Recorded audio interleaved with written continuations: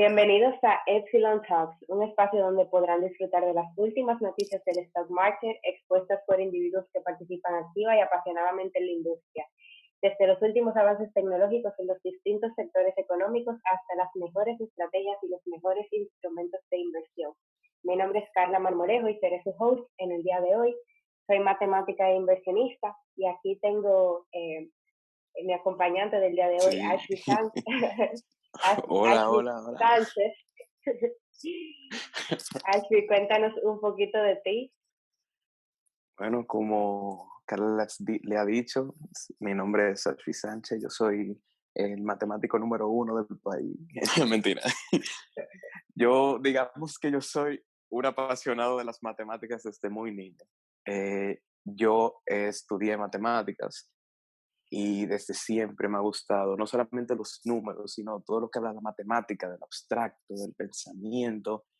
No solamente eso, me gustan las matemáticas y me gusta hablarle a la gente de las matemáticas. No, si a mí me pusieran a describirte, yo diría que eres la persona más, eh, la persona, bueno, es un poquito retador porque conocemos tanto matemáticos, pero vamos a Bueno, decirlo así. Ashley es uno de los mejores matemáticos emergentes de la República Dominicana y el Caribe, wow, desde qué mi punto título. de vista. No, es No, ¿qué la verdad, pasó? para que los oyentes sepan más o menos la calidad de la persona que les va a estar hablando el día de hoy y del tema en cuestión, que si aún no lo han logrado descifrar, bien enigmático, Ujú. el tema del día de hoy serán las matemáticas aplicadas a los mercados de valores o las matemáticas en general, un poquito más de matemática pura Mm. desde el punto de vista Uh. de dos matemáticos. Y en ese sentido, Ashby, ¿qué son las matemáticas? Uy, ¿qué son las matemáticas? Tú sabes, muy interesante, ¿sabes? Yo estaba hablando los otros días, era con un pariente mío, creo que era una prima, y yo le hice exactamente esa misma pregunta: ¿qué tú crees que son las matemáticas? Porque me encanta hablar de eso. Y ella me respondió, yo creo que mucha gente se sentiría identificado, ¿no? Ella me respondió: la ciencia que estudia los números. Y yo, ok, vamos a darle un poco de sazón a eso. Es la ciencia que estudia los números. Yo cuando escuché eso, yo dije, ¿tú no tienes alguna idea, no sé, un poco menos general y un poco más específica de lo que es la matemática? Y ella me dijo que no, y yo le dije, ok, mira lo que vamos a hacer. Tú dices que la matemática es solamente la ciencia que estudia los números. Y yo le puse un ejemplo, digamos, un juego de póker. Y en un juego de póker, claro, hay muchas estrategias, ¿no? Pero vámonos a lo más básico. En un juego de póker te dan una mano, tienes una mano, y se van poniendo cartas en la mesa. Y tú tienes que hacer una especie de análisis o decisión para tú saber, bueno, apuesto, no apuesto, pago, etcétera. Y la gente no se está dando cuenta que ese momento en donde tú tratas de decidir, tú estás haciendo uso de algo abstracto, y eso es las matemáticas, específicamente la parte de la probabilidad. Yo a mi prima yo le mencioné, mira, las matemáticas no es simplemente una ciencia que estudia los números, es toda una ciencia que estudia ya estructuras mucho más avanzadas y abstractas y sus relaciones que puedan tener estas con el mundo. Y resulta ser que uno de los entes abstractos más estudiados por las matemáticas son los números. Y cuando ella se quedó y dijo eso, y yo ya, wow, vaya, como que tanta cosa abstracta y eso. Y es que esa es la verdad. La matemática está, tú con un grano de azúcar, un grano de arroz, y lo primero que tú vas a ver, bueno, es arroz, es azúcar, pero en verdad hay toda una matemática detrás de eso. Hasta la cantidad que tú cogiste, el peso que tiene, o sea, hay matemática en todos los lugares. No, y es cierto lo que tú dices, que los números como tal, o como la gente cree que son la definición de la matemática, son solamente un personaje. Y yo me río mucho porque la gente cree que un matemático es alguien que te sabe multiplicar bien rápido, pero muchas veces yo digo, mira, en el nivel en que a nosotros nos dan matemática ya no hay números. Es muy difícil que encuentre Todo un menos número, número. ajá, son todo menos números. Yo creo que uno se desenvuelve más con el abecedario que con los mismos números. ya en un Sí. nivel de análisis matemático. Pues sí, y aplicándolo un poquito, ya que veo que tú me diste una definición de poker, ¿cómo sería o cómo se relacionarían las matemáticas con el mercado de valores o el stock market per se? Muy bien. Yo había mencionado antes que la matemática estaba en todo y en el mundo de las finanzas, específicamente en el mundo del mercado de valores, no es la excepción, ¿verdad? Todos los cálculos que están detrás de ya sea el valor de una acción o el valor por la cual se compra o se vende dicha acción, las diferentes formas en que estos precios fluctúan, las propias decisiones que toma la gente, los directivos dentro de dichas empresas que hacen que estos cambios ocurran, detrás de todo eso hay un análisis matemático profundo que fundamenta todos esos aspectos. Al momento de uno realizar una inversión o de realizar una determinada compra, uno que me imagino que hablaremos después, hay ciertas categorías que uno toma en cuenta, ya sea lo que es el riesgo cuantitativo o un riesgo financiero, y ese tipo de aspectos que son calculables por medio de las matemáticas, pues se emplean mucho en el mercado de valores, en la determinación de los distintos índices y ese cálculo que está detrás, pues tiene una lógica, estos cálculos guardan una lógica y esa lógica da fruto gracias a la matemática. Ok, entonces tú hablas de todo un background que antecede lo que podemos ver como la fluctuación de los precios o esas transacciones de compra y venta que realmente se Mm, apalancan sí. en el cálculo de riesgos, pero eso para, vamos a decir, para una persona eh, Mm. bueno, para una persona común y corriente que quizás no maneje términos muy profundos de la matemática, ¿significa que eso es mucha suma o resta y multiplicación o hay algo más a fondo? Porque cuando hablamos de matemática abstracta, exactamente a qué tú te refieres. Y para responderme esa preguntita, me gustaría Mm. hacerte una pregunta para que los oyentes tengan una idea de más o menos qué hablamos. Ay, Una qué persona, bien, una vez excelente. una vez, luego de yo haberle dicho que realmente las matemáticas, ya en un nivel abstracto, casi no vemos lo que son los números, me dijo, ¿y cuál sería un problema típico ya de ese análisis matemático tan privilegiado, el de ustedes los matemáticos? Y yo diría, bueno, un problema que yo vi y que me llamó mucho la atención solamente el planteamiento fue el problema de cómo tú demuestras que un conjunto vacío no tiene elementos. Y la persona que me había preguntado por este tipo de problemas me dijo, fácil, es que algo vacío no tiene nada. Y yo dije, no, pero hasta incluso eso no es tan evidente en la matemática. Cómo tú responderías a esa pregunta? Mira qué interesante. Ahora que, imagínate, yo me imagino, yo siendo esa persona, y me preguntas a mí, eh, que cómo tú demuestras que un conjunto vacío no tiene elementos, y que yo responda, bueno, si es vacío, no tiene elementos. Y es algo muy interesante de las matemáticas, porque hay eh, vamos a decir, ciertas categorías, ciertas propiedades que pueden ser axiomáticas, que son propiedades que tomamos ya por definición. Y esa persona que dijo, ah, no, es vacío, no tiene elemento, pues ella se fue por la parte más fácil, la vereda muy tropical, se llevó, no tiene, se llevó, no tiene elemento, es vacío, punto y final. Sin embargo, tú mencionas algo muy importante. En las matemáticas, cualquiera de esos tipos de teoremas, lemas, axiomas, deben tener un trasfondo y deben estar fundamentados. Y si tú me preguntaras de forma personal cómo yo demuestro que un conjunto vacío no tiene elementos, pues yo te pudiera responder o de una forma formal o de una forma un tanto informal en el caso de que la persona no domine las matemáticas. Lo haré de las dos formas. Ok, Un tanto informal.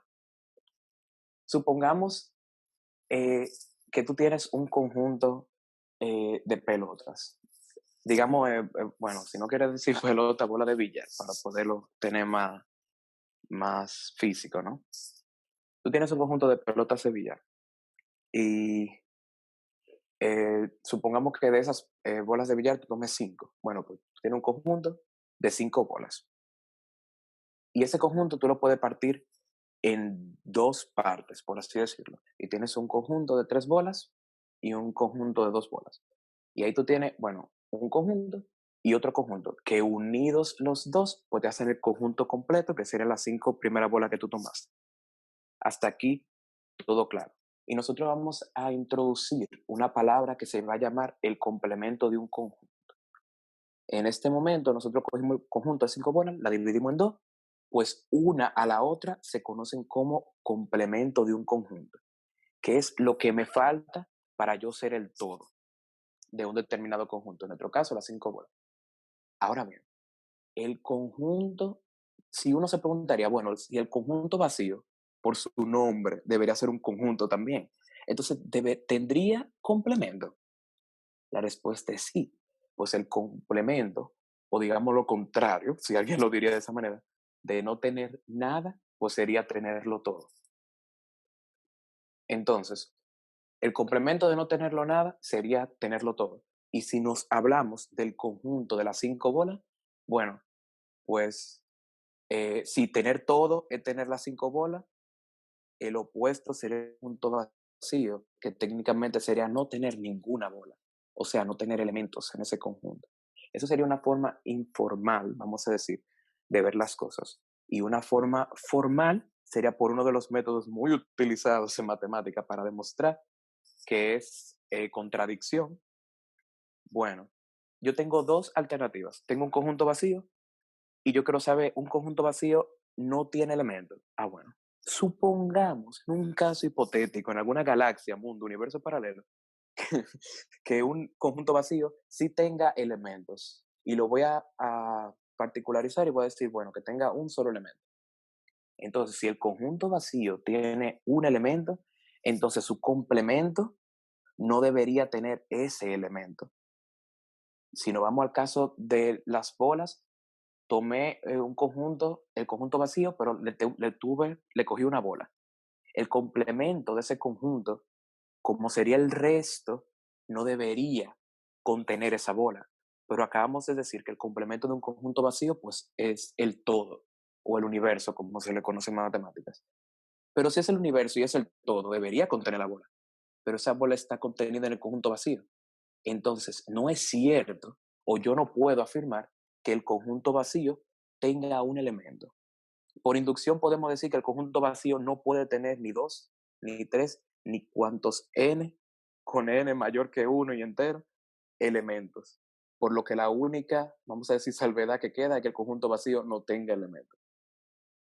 Y Entonces, ojo, eso se ve un señores, poco abstracto, ¿verdad? no, Se ve claro, un poco ojo, abstracto, ojo, pero así no estaba preparado para esa pregunta. no, pero me agarró y yo estaba desprevenido. Pero por ahí va la idea. Es, o yo diría que eso es algo que define a los matemáticos, esa capacidad de poder improvisar. Y a mí no me gusta esa palabra de improvisación, porque parte como que uno está reaccionando, cuando realmente tú Exacto. tienes toda una historia, una profesión, toda una disciplina desarrollada, Sí, todo un arte abstracto en tu cabeza, un lenguaje, una ciencia que te permite pensar rápidamente de esa manera, por ende no sí, improvisar. Y a eso es a lo que le llamamos, bueno, un matemático, una persona que ya ha logrado sí, desarrollar un esquema mental de poder abstraer ciertos escenarios. Y hasta lo más absurdo, tú le estás buscando, tú le estás buscando la quinta pata. La quinta Porque, pasa. Y porque si ¿por no la qué no? encuentra Así, hoy, te sienta una semana pensando. no, literalmente muy común de los matemáticos es tratar de desmentir o probar cosas que parecen ser evidentes, pero que realmente se necesita precisamente una demostración. Eso es muy común o muy coloquial entre nosotros. Está bien, pero demuéstralo, demuéstralo. Incluso yo le digo a mucha gente, perdón, a muchas gentes, a muchas personas, que incluso uno más uno fue algo que se tuvo que Ujú. demostrar, no fue algo evidente. Sí, Porque si a uno más uno sí. nos vamos, una mujer y un hombre son igual a tres, tú sabes. Aunque en, es un caso un poco Exacto. Y eso sería devastador. Pero sí, en ese mismo sentido, te voy a hacer una pregunta un concepto bien utilizado. Vamos a ver cuál es tu definición sobre lo que es el análisis cuantitativo desde un punto de vista matemático, porque también es un concepto que se aplica mucho a lo que son las finanzas, pero, pero me gustaría saber tu opinión desde un punto de vista matemático. O sea, ¿qué se hace alusión cuando hablamos de análisis cuantitativo? Un análisis cuantitativo. Para serte sincero, ese juego de palabras, análisis cuantitativo, en verdad aparece en muchas ciencias, no solamente en matemática, finanza, etcétera. En las matemáticas, eh, análisis cuantitativo lo veo como esos procedimientos o aplicar métodos que utilicen, valga la redundancia, poder contar, poder trabajar con objetos o entidades, ya sean números u otras variables, que se puedan cuantificar. Eso, ese aspecto de poder hacer un análisis no necesariamente descriptivo, pero sí cuantitativo, de poder contar, abre paso a que ese concepto de análisis cuantitativo se puede utilizar en muchas otras vertientes del saber, no solamente, como mencionaste, finanzas u otras ramas, ya sea en un análisis que quiera saber alguien, no sé, la física o en la química o en alguna otra rama, no necesariamente 100% científico formal. Y en ese sentido, hablando de ese análisis cuantitativo, me llama mucho la atención el perfil de un matemático que quizás tú conozcas, que se llama Jim Simmons. Mm, ¿Tú lo conoces? sí, lo conozco, un matemático muy importante. No me... Claro que tú lo conoces. Eso no es sorpresa porque el hombre es como, bueno, es un superhéroe de la matemática o nos puso en un Exactamente. alto, bueno, en De las un, matemáticas y de otras subramas también de la matemática, ¿eh? De matemática avanzada, o sea, el hombre es un genio. no, sí, pero ¿por qué es un genio? Háblanos un poquito de lo que conoces. Bueno, Jim Simmons, o como se le conoce, ¿no? Su nombre es James, él es un matemático. Actualmente, me imagino que si le preguntas a alguien y si lo conoce, pues que hablaremos más de eso más adelante, te va a decir su trasfondo como un ente financiero, ¿no? O que se desarrolla en bolsa o inversor. Pero antes de eso, el hombre se desarrolló mucho en la matemática, específicamente en otras ramas, ya sea como la geometría o la topología o otras ramas también que hablan de otros espacios topológicos y Oh, aún un wow, poco qué es un avanzados, espacio incluso él topológico? ha ganado premios y es, Un me paréntesis, ¿qué es un encanta, me espacio encanta. topológico? Porque tengo oyentes que Oh, quizás Dios nunca hayan mío. oído esas palabras. Ok, considero que deberíamos comenzar un poquito más general, porque la palabra topología, mucha gente la confunde con topografía, ¿no? El estudio de los suelos, de los suelos, Y literalmente el suelo. me incluyo. Me inc- Así fue en No, un inicio. Cuando yo vi en el pensum de matemática, vi que topología, yo dije, pero yo no topología, estoy estudiando ingeniería. no, ¿qué es eso? Ingeniería. No, la topología, hay diferentes, bueno, diferentes dos, ¿no? Ascensiones que le suelen dar a la topología en matemáticas. Una un poco más, vamos a decir, amistosa para los nuevos y otra un poquito más abstracta, que a eso iré para responder tu pregunta de qué es un espacio topológico. Pero la topología, si yo la fuera a definir, yo diría el estudio, bueno, mucha gente dice el estudio de la forma, pero cuando dicen el estudio de la forma per se, pues queda muy en el aire, ¿no? Y cuando se refiere a la forma, se refiere a cómo diferentes cuerpos u objetos, ya sean geométricos o de otra naturaleza abstracta, estos objetos puedan mantener ciertas características que en matemática le vamos a decir ciertas propiedades que las puedan mantener aunque yo transforme el objeto. Y hay dos ejemplos muy conocidos en el mundo de esto, de la topología. Y uno es el parentesco que tiene una taza y una dona. Carla, si yo te pregunto, ¿en qué se parece una taza y una dona? ¿Qué Si tú tú me me preguntas, dirías? Ujú. bueno, una cosa y una dona, yo la podría relacionar con quizás la circunferencia, o, Ok.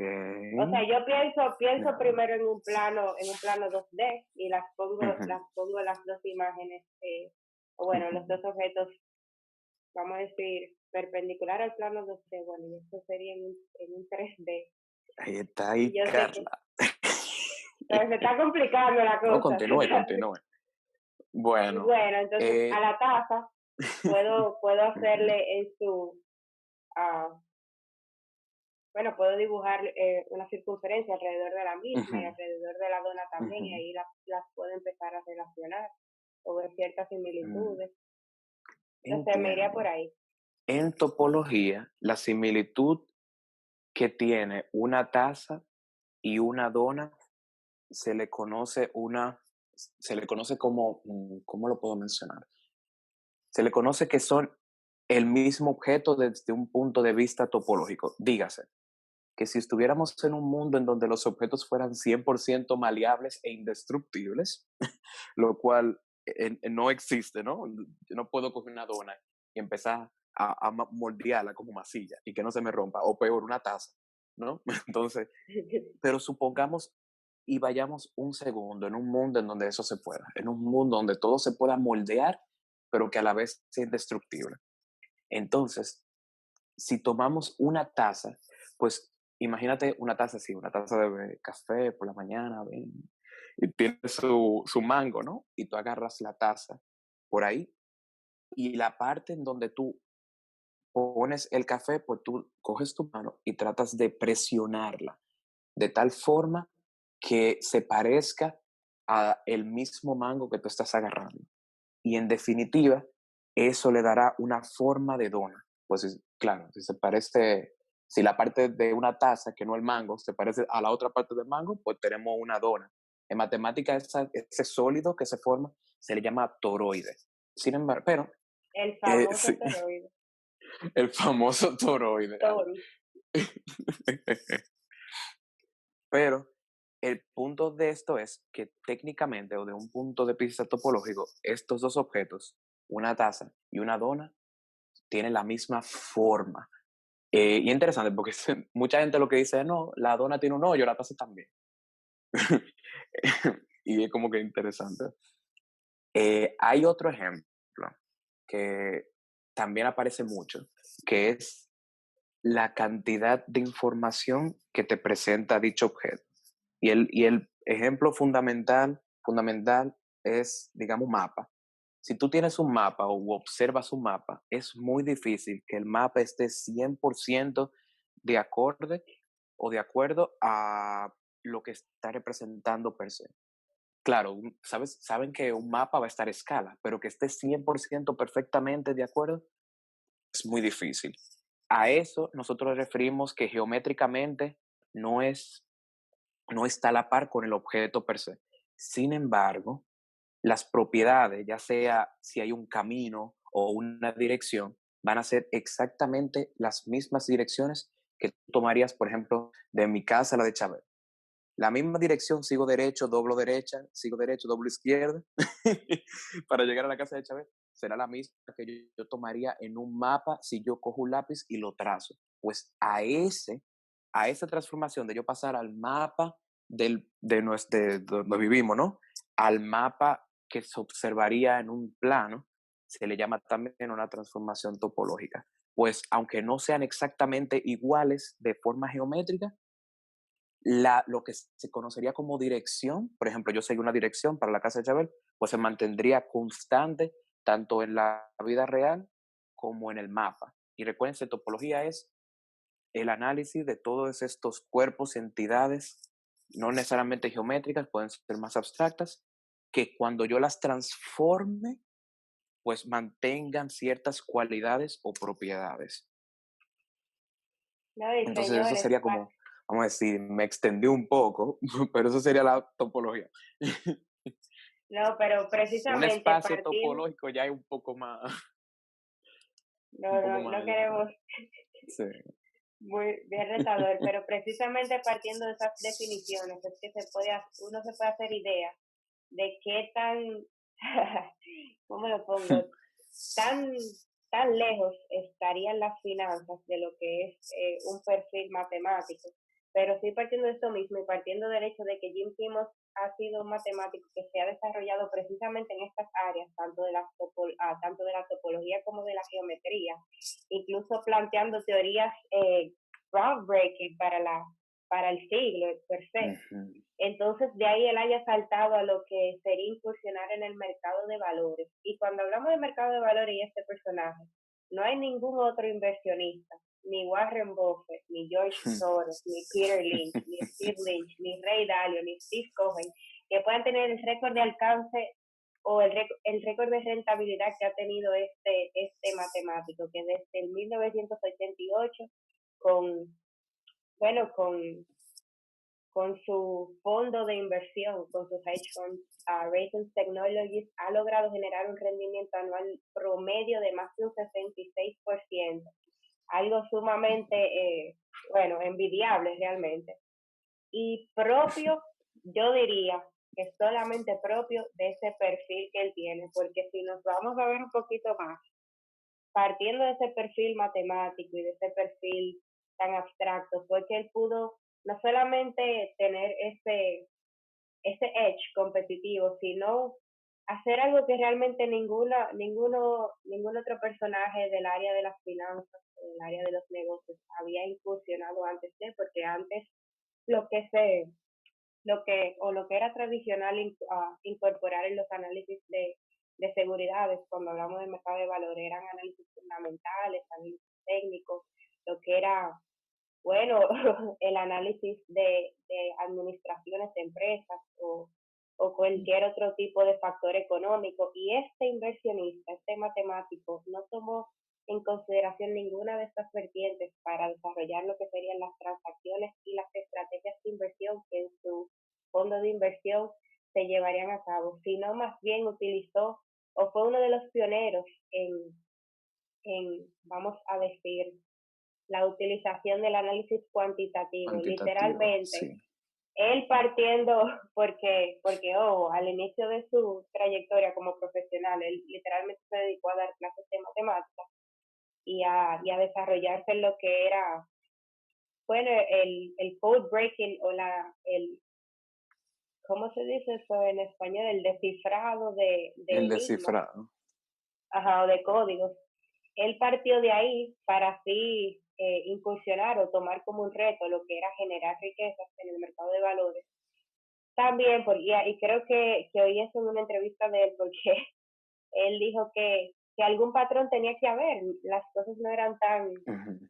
tan no predecibles como se planteaban en un inicio en el Exacto. mercado de valores, como que yo estoy apostando que a esta compañía le va a ir bien y como yo tuve suerte, así fue, no. Él literalmente identificó que había ciertos patrones, tanto astronómicos como, bueno, que había una causalidad en el mercado que sí se podía Sí. predecir y que sí se podía cuantificar. Y a partir de ahí es que ha logrado tener literalmente retornos, bueno, de ensueño y más manejando cantidades de dinero que obviamente quizás con un capital bien reducido se puede ver un incremento en una cuenta, un portafolio bien, bien exponencial, pero cuando se habla de billones de dólares, Billones de dólares. lo que es un manejo de un portafolio así, bajo ese tipo de rendimiento porcentual anual, no tiene precedentes o no había tenido precedentes sino hasta que él incursionó en esta área. Y en ese mismo sentido te quería preguntar, Ashley, ¿cuál tú crees Cuéntamelo. ¿cuál tú crees que, y yo que mencioné el hecho de que él ha sido un code breaker, perdón, fue un code breaker en lo que fue la guerra de Vietnam, ¿cuál tú crees que es la relación de este personaje y el hecho que él ha tenido una gran habilidad en lo que es la resolución de problemas, en la ¿cómo se dice? Descifraje Ajá. de Descifraje de enigmas, enigmas y códigos. con poder anticiparse a movimientos del mercado, desde tu punto de vista. O sea, si alguien diría, ¿cuál es la ventaja competitiva que tiene este perfil ante cualquier otro experto en finanzas? Uh, la ventaja competitiva que tiene este perfil que me has mencionado radica mucho en cómo este tipo de personas que tienen esta mentalidad de poder descifrar ciertos problemas o como decimos, ciertos códigos, ciertos enigmas, es la experiencia mental que esto te genera. Estas personas que resuelven, ¿no? Estos enigmas son muy buenas, son, por así decirlo, son expertas en lo que tú mencionaste, en notar y observar patrones que ocurren en el mercado. Entonces, cuando una persona como Jim, ¿no?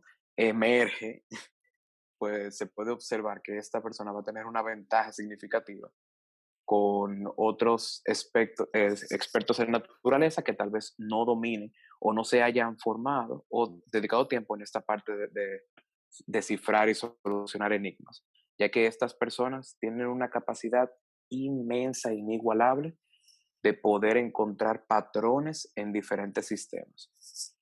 Alfie, ¿tú te consideras una de esas personas? Ah, ok, yo he tomado test de que me dicen, ok, esta es la figura A, la figura B, la figura C, ¿cuál tú crees que sería la figura D? Y modestia aparte, me ha ido relativamente bien, ojo, relativamente bien. Notar patrones de ese modo, de ese tipo, no se asemejan a lo que es solucionar todo un enigma o todo un código, o mejor dicho, descifrar este tipo de cosas. Así que yo diría que más o menos. ¿Y tú, Carla, te gusta eso de descifrar códigos? ¿Te consideras una persona en ese Bueno, nivel? Porque yo tanto tengo me una, está tirando la batuta a mí, y yo, espérate, no me hunda. no, no, yo tengo una buena y una mala experiencia de cifra, bueno, identificando patrones. La buena experiencia fue mi primera interacción práctica con la geometría, que, bueno, Oh. como materia fue en la universidad, digo, perdón, en el colegio la materia que me adentró al mundo de las matemáticas, pero más en teoría o a través de las clases. eh, Ujú. o sea, no tanto en teoría a través de las clases, sino más bien en práctica, porque cuando estaba aproximadamente en segundo de bachillerato me gustaba mucho participar en carreras de atletismo y me di cuenta en un maratón de que yo no era tan buena como las demás. Me di cuenta que en el Mirador Sur, que tiene una como una forma curva, si yo cortaba o hacía líneas como tangente a las curvas, podía reducir la Qué distancia y tigra. podía Obvio. reducir la distancia y cansarme menos. Y yo en ese maratón, que, oye, para mí, yo, están participando quizás más de 200 personas y yo, o sea, sin esa ventaja competitiva, yo debí de quedar de como en el 50 lugar o no, como en el lugar 50. Yo quedé en el lugar número 9, pero literalmente fue recortando así a modo de papelito y después de eso yo dije, no, esto me gustaría hacerlo como que más o aplicarlo en otras Bien, áreas, pero luego bien, me obsesioné con eso, la identificación de patrones o de formas de hacer life hacks o hackear, como decía, el sistema. Que cuando entré a la universidad bien, estábamos bien. cogiendo, pero estábamos cogiendo cálculo Cuidado integral. con lo que dices. Me, recuerdo que en un examen un profesor me dijo, es que tú no puedes querer identificar un patrón en todo. Esto y esto no se hacen, porque se ven igual, no significa que se comporten igual. Y después de ahí yo dije, ciertamente. Entonces, yo no diría que tengo, Y bueno, todo el mundo Carla, tiene su don. ya desde tu experiencia ya con el mercado de valores, ¿cómo has podido aplicar eso de observar patrones? Porque yo te conozco, ¿eh? Y aunque tú dijiste que ahí, en ese ejemplo, tal vez no, pero yo te conozco y tú eres muy buena anotando patrones. ¿Cómo tú te has manejado con eso de observar patrones, ¿no? No, bueno, mira, si te cuento.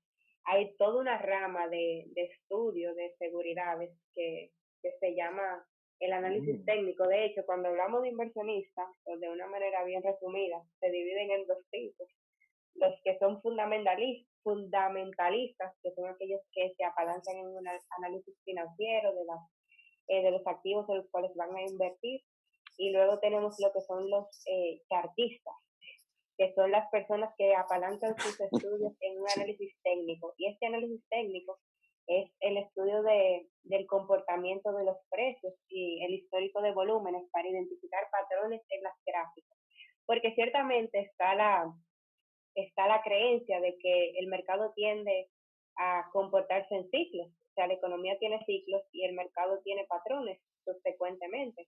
Entonces, eso es toda una rama del stock market o del mercado de valores eh, que se desarrolla y que muchas veces uno logra identificar ciertos patrones, ujú, aunque tengan su nivel de, obviamente como todo, de improbabilidad o su nivel de sesgo.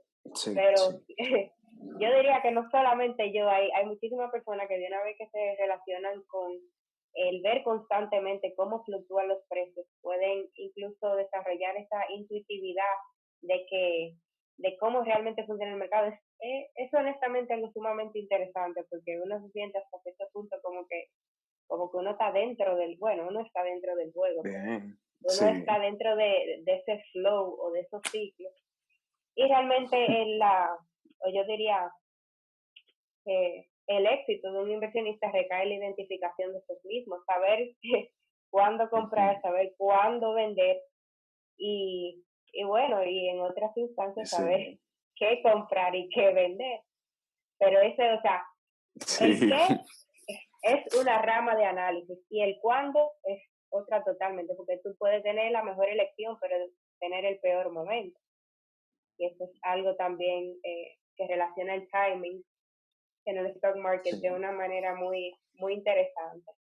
Pero en cuanto a mi experiencia identificando patrones, tengo un par de proyectos personales bien, que te voy a contar luego sí, o vamos a ay, desarrollar luego.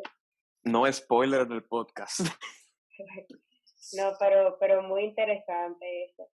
Y no, y realmente a mí me encanta porque yo soy fan de este tipo de personajes, tanto Jim Simmons como Alan Sí, Turing, que para sí, los oyentes, Alan Turing fue un matemático, descifrador de códigos, lógico, informático, teórico, criptógrafo, filósofo, de todo el hecho. maratoniano, porque, pero, exacto, maratoniano, le gustaba mucho correr, que fue literalmente el matemático que descifró el enigma, el código de la Segunda Guerra Mundial, que básicamente era algo sumamente impredecible y que no se esperaba poder descifrar de una manera, eh, bueno, no, era, eso, yo diría que era algo tan imposible como poder predecir cuál es el activo que va a subir mañana con un nivel de certeza eh, 100% elevado. Aunque yo creo que en el Gente, futuro eso va a ser totalmente predecible, desde ahora lo pero bueno. digo, hay toda una película, si no se la han visto, que habla sobre ese acontecimiento histórico, ¿no? De Alan Turing resolviendo el enigma. Y la joven Carla aquí es una fanática 100%. Yo creo que la primera conversación que yo tuve con Carla cuando la conocí fue, ¿te viste el enigma? Si no te lo has visto, vete y velo. Y en verdad ahí uno aprende bastante, y más de este personaje, ¿no? De Alan Turing, que era un genio, y descifrando estos, para los que no saben cómo funcionaba la máquina del enigma, era todo un sistema decodificado y decodificado súper complejo, y que en mi mente yo estaba pensando, tratando de, como matemático, cómo le entro? ¿Cómo le entro a solucionarlo? Y el hecho de que esta persona, Alan Turing, lo haya logrado descifrar, y no solamente eso, descifrándolo, A descifrando la mano, segunda versión, ya la versión naval, ¿no? Y, y descifrándolo de una forma automatizada. O sea, eso es, la recomiendo bastante. ¿Eh? Albi, Y Carla qué la es lo que a recomiendo ti, también. ¿Qué es lo que a ti personalmente más te gusta de las matemáticas? O, bueno, sí, esa pregunta. Uh, esa pregunta es una pregunta bastante interesante. Yo, yo tengo una historia muy larga con las matemáticas. Yo creo que tal vez se puedan dar cuenta. Las matemáticas me han perseguido desde que yo tengo memoria.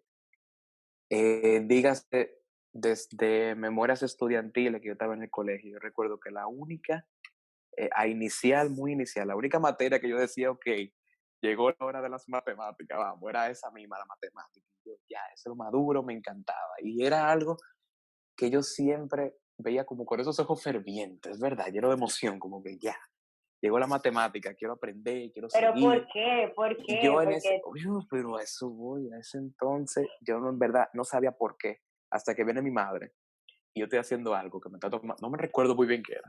Yo estaba haciendo algo, me tomó como 3 o 4 días. Y mi madre me dijo, Contrare, a ti sí te gusta lo difícil. Y yo, bueno, yo no consideraba la matemática difícil, ¿eh? Pero lo que no me había dado cuenta en ese entonces, que de forma personal me gustaban asumir retos y desafíos que a principio se veían difíciles, pero con el tiempo y con el determinado entendimiento, uno los lograba descifrar, cumplir, realizar y poder avanzar.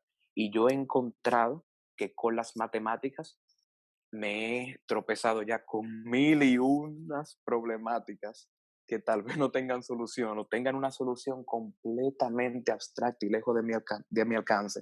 Pero independientemente de eso, yo trato e intento, porque las matemáticas me han enseñado a mí me gustan ese tipo de cosas. Entender lo difícil, como dice la gente, o simplemente tratar de buscar soluciones a problemas que tengan alta dificultad. Y no necesariamente específicamente la matemática, sino del mundo. Pero las matemáticas me han dado un abrazo y me han dicho, ven Ashby, nosotros tenemos cosas ah, difíciles, ven, entiéndelo. Y me han abrazado. Y yo por eso es que digo que me encantan las matemáticas. qué cute. Yo sabía que te iba a decir eso. Oh, mi Dios, qué lindo, qué lindo. Sí, No, sí. personalmente, yo creo que yo me enamoré de las matemáticas. Eh, quizás, eh, bueno, yo creo que siempre he estado presente en mi vida, pero las empecé a ver de una manera más retadora, ciertamente en el bachillerato, con esa experiencia de la geometría, porque me gustaba mucho. Y la Ujú. geometría es una de las subramas que podemos identificar mucho patrones y que yo diría que a una temprana edad puede ser bien interesante y bien, y bueno, un área en el cual se puede desarrollar prácticamente cualquier niño, porque hay Claro, muchísimas herramientas y muchísimos juegos que te ayudan a comprender la geometría de una manera muy interesante, pero, sí. pero nada como, bueno, yo recuerdo que cuando estaba en el colegio, me encantaban las matemáticas, incluso me puse en clase avanzada, cogí un verano de matemáticas. Tengo una buena Uy. anécdota con relación a eso, que en un verano que estaba cogiendo matemática avanzada, estoy con eh, uno de mis profesores eh, y dos compañeros más que se animaron a coger ese intensivo. Y estamos resolviendo un problema Uh. de cálculo uno. Ay, qué risa. Y el problema era básicamente encontrar las raíces de una ecuación polinómica. No me acuerdo de qué Uy. grado. Y Uy. y uno de mis compañeros le escribe en la pizarra y nosotros nos ponemos a eso a modo de competencia. ¿Quién va a ser el primero que encuentre la respuesta? Y yo me pongo a eso y pasan los minutos y no lo logro. Mi compañero se pone a eso, pasan los minutos y no lo logro. Después está, profe, y el profesor se pone a eso y no lo logra. El profesor que en ese momento estaba haciendo una maestría en matemática pura, lo comparte con sus colegas de la universidad y nadie encuentra la Ujú. bendita raíz de la ecuación. Y nosotros ya que luego de varias horas, porque era un intensivo de como 8 horas diarias, ya nos rendimos porque tenemos que seguir con los demás Mierda. ejercicios y le decimos al compañero que la cogió en la Ajá. pizarra qué número es del libro para nosotros buscar la respuesta atrás. Él dice, no, yo Ujú. me lo inventé la ecuación. Oye, Oye, ahí fue que nosotros queríamos darle golpe. eso pasa tanto, alguien se para, inventa un problema.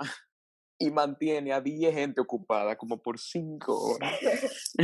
No, y que la gente cree señores, para el que no sepa, hacer un problema es más difícil que buscar la solución a un problema. Ok, bueno, Carla, yo te quiero mencionar algo, antes de que continuáramos, que es que eh, hemos estado hablando tanto de las matemáticas, la parte abstracta, ¿no? La matemática avanzada o pura, como le conocemos, y también con lo del mercado el mercado de valores y nuestro personaje, ¿no, Jim? Y yo quería mencionar que este personaje, teniendo un trasfondo y vamos a decir, todo un camino académico, incluso llegando a tener ese codiciado doctorado en matemáticas, codiciado por muchos, A los 23 vamos a años. decir, a los 23 años. O sea, yo tengo 21 y yo ni cerca, ¿eh? Pero lo que quería mencionar era que independientemente de él haberse avanzado tanto en esa parte académica, él se dio la figura tan reconocida y grande que es ahora en el mundo del mercado de valores. Y eso me recuerda, ¿no? De esta anécdota de él incluso, en donde tanto sus compañeros como incluso sus profesores se sorprendían como, vaya, tú te desarrollaste todo esto en matemática, académico, y ahora también tú eres bueno en lo que es este mercado de valores. Y es que hay mucha gente que tiene como que tal vez la idea no errónea, sino un poco nublada, de que si tú estudias matemática, tú estás predestinado a una única área. Pero es que como habíamos Educación. mencionado, exacto, educación. Tú vas a ser Si tú estudias profesor. óyeme, todo el tiempo. Y no estoy diciendo que esté mal el tú dedicarte a la educación, que tú tengas No, la esa es vocación de eso. Claro, una de las vocaciones más nobles que hay en este mundo es ser profesor. no, Eso y es nosotros nada fuéramos grandísimo. sin educadores. Exacto. Nosotros nada fuéramos si no fuéramos educadores. Incluso Carla conoce esa parte porque Carla es sí educadora. Entonces ella, ¿qué pasó? Entonces sí, ella conoce eso. Una de las profesiones más nobles es la de ser profesor. Ahora bien, el hecho de que una gran parte del mundo te cierre las puertas diciéndote, no, si tú estudias o te desarrollas en matemática, pues ya tu camino está predestinado. No. Como mencionamos desde un principio, la matemática está en el mundo entero. Y de esa misma forma, el matemático tiene una cantidad de salida o de lugares en donde se pueda desarrollar que a simple vista tal vez la gente no lo entienda o no lo comprenda. Pero a nivel macro, óyeme, eh, esos caminos se vuelven evidentes de una vez. Y ponemos el perfecto ejemplo de nuestro personaje en cuestión de Jim, que como él teniendo un fondo hasta de doctorado de matemáticas, todo abstracto y puro avanzado, llegó a lo práctico, mercado de valores, su hedge fund, no solamente fundador, sino actual presidente, uno de los mejores en términos de rendimiento. Eh, óyeme, es impresionante. Y ese ejemplo que él pone solamente nos sirve nada más ni nada menos que de inspiración y una gran fuente de motivación para todos aquellos o que estudiamos matemáticas o que desde nuestro punto de vista, de nuestra posibilidad, ¿no? Que nos guste las matemáticas. Porque no quiero decir que obligatoriamente tú tienes que ir a buscarte un título específicamente de matemáticas si tú quieres desarrollarte. Ahora, el apasionado por las matemáticas, el que, vamos a decir, yo quiere decir se lleva bien, ¿no? Que las ama y las aprecia, pues con ese mismo conocimiento puede llevar todos sus ideales y su pensar crítico a todas las demás áreas del saber. No, y ciertamente como tú dices, una persona como Jim Simmons no es alguien que uno esperaría encontrar entrando en un hedge fund, y Exacto, mucho menos aperturando uno. Eh, exacto. pero sí, ciertamente es el mejor ejemplo, porque también yo lo veo, eh, bueno, es un muy buen ejemplo de que realmente no todo es tan, cuando hablamos de matemáticos las cosas no se vuelven tan abstractas que no tienen Ujú, aplicación. Muchas veces yo creo que el 10% del conocimiento matemático aplicado ujú. tiene capacidades bueno, las hemos visto, porque hay muchísimas áreas de la matemática que todavía no tienen aplicación, muchísimas Exacto. más de las que tienen, y con las que tienen hemos llegado a la luna, hemos, hemos desarrollado 5G, hemos desarrollado robots, hemos Exacto. desarrollado, óyeme, imagínate tú, pero sí me hace muy feliz. Y ojo, que yo ni estaba casi, bueno, yo no estaba viva cuando este hombre estaba resolviendo problemas, pero sí me hace muy feliz que él haya sido, bueno, un pionero en poder adentrarse y poder romper esos paradigmas de que el matemático no se adentra en el mundo de los negocios. Exacto. Eh, yo sí sé que no es tanto por algo de capacidad o falta, o bueno, tú sabes, hay todo tipo de perfiles Ujú, y todo, pero que también hay algo muy clave, es que muchas veces el matemático no busca la remuneración que busca o que buscan ujú, la mayoría de los de las personalidades en el mundo de los negocios. La remuneración de éxito en los negocios es el dinero. La ujú. remuneración de éxito en la matemática es admiración, una admiración que no tiene precio. Literalmente tenemos todo un listado de matemáticos que renuncian a sus premios, a, a su premio monetario por la simple satisfacción de haber resuelto un problema, por aportar a alguna cuestión ya, un problema de la humanidad. Literalmente es algo que, Ujú. o personalmente, si tú te ves involucrado en un reto, en un enigma, y tú logras descifrarlo, yo sé personalmente, bueno, yo lo he visto en la universidad, muchos retos que se nos han planteado, incluso a nosotros los matemáticos tenemos una alta demanda en lo que es el mercado de resolución de problemas universitarios. Aún así, Desconozco a qué te refieres. en muchos de los casos, uno encuentra más satisfacción resolviendo el problema que decide Ajá. no recibir la paga, que en los casos que uno sí las recibe, aunque sea un poquito bien como un acertijo. Pero, Pero y entonces sí, uno lo soluciona el problema y de una vez empieza a llamar a la gente, señores, le llegué, lo logré. Y es una felicidad. 2 días felicitando a uno y celebrando. exactamente. Y pues sí, Ashby, si tú pudieras dejarles algún consejo a tus oyentes o algún Ashby de cuarto de bachillerato que te esté oyendo ahora mismo, una persona o a una persona qué sé yo, 30 40 años que quisiera DH. Yo quisiera tener ese perfil matemático, ¿por a dónde empiezo? ¿Qué me puedo leer? No quiero estudiar una carrera de 4 años, pero sí quiero Uy, saber sí. cuál fuese tu recomendación. Si yo fuera a darle este tipo de recomendación a todo un público en general, yo creo que la primera y más importante, incluso yo diría, bueno, diría dos. Una, lamentablemente tengo que agregar, lectura, ¿eh?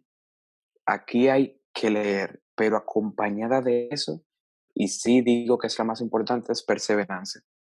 Porque en este mundo, en el mundo de las matemáticas, uno se va a cruzar con muchos problemas, muchas dificultades, muchos enigmas, ¿no? Y a primera instancia, uno tratará de analizarlo y pensará que no hay forma de entrarle o no hay forma en que yo pueda entender esto si es una lectura o no hay forma que yo pueda avanzar. Por eso la perseverancia es muy importante en este tipo de cosas. Si no lo entendiste la primera vez, inténtalo una segunda vez. Si no lo intentaste la segunda vez, pues acompáñate de alguna otra persona que también esté en tu mismo camino y que quiera también seguir ese mundo de las matemáticas, porque a veces tú pensar no es exactamente el mismo que el pensar de otra persona y ambos, cuando dicen sus diferentes puntos de vista, pues se nutren, ¿no? En mi camino de la matemática me he encontrado con todo este tipo de problema que me siento, lo analizo si es un ejercicio, por decirlo así, y que no le encuentro forma y llamo a fulano. Yo sé que esto no se te da, pero dime tu punto de vista, ¿qué tú opinas? Y me dice algo y yo, perfecto. Y ese simple hecho de un punto de vista diferente pues me ayuda a yo seguir adelante. Pero todo eso se puede lograr si uno tiene perseverancia y también se adentra en lo que es la lectura. Entonces, eso sería como que el consejo que Ashby le daría, no solamente a Ashby de cuarto de bachillerato, sino a el de 30 que se quiera adentrar a la matemática y que no quiere estudiar 4 años. No, excelente, excelente consejo. Yo también estoy de acuerdo contigo y espero que todos los oyentes de este episodio bueno, este segundo episodio del podcast se lleven esa ventaja o valga la redundancia, esa recomendación y siempre instándoles a que para mí las matemáticas es un área de desarrollo que debería ser integrado en cualquier profesión. Es necesaria, es su aplicación en el Opino cien mundo por y en las ciento igual que situaciones tú. reales son inminentes y realmente yo sueño con una república con Sí, dominicanos matemáticos, eso, sí. bueno, y aplica el meme de los carros volando Cuidado, cuidado. y todo lo demás. Pues sí, señores, esto ha sido el final del podcast número 2. Esperamos que lo hayan disfrutado. Muchísimas Muchas gracias, gracias Ashley. por tenerme, Carla. Un honor, más que un honor, ¿no? Que me hayas tenido aquí, me hayas permitido dar mi mensaje a tu audiencia. Un honor para mí, Ashley. Realmente esperamos verte dentro de los premios del Clay Mathematical Institute o la resolución de uno de los El, pre- problemas del milenio. Todo el, eso pro- te queda el corto, próximo Ashley. premio Abel. Exacto. Ay, No, ya los oyentes recordarán tu nombre. bueno. Y bueno, eso ha sido todo por el día de hoy. Nos vemos en la próxima. ¿Todo para qué? Financien su futuro.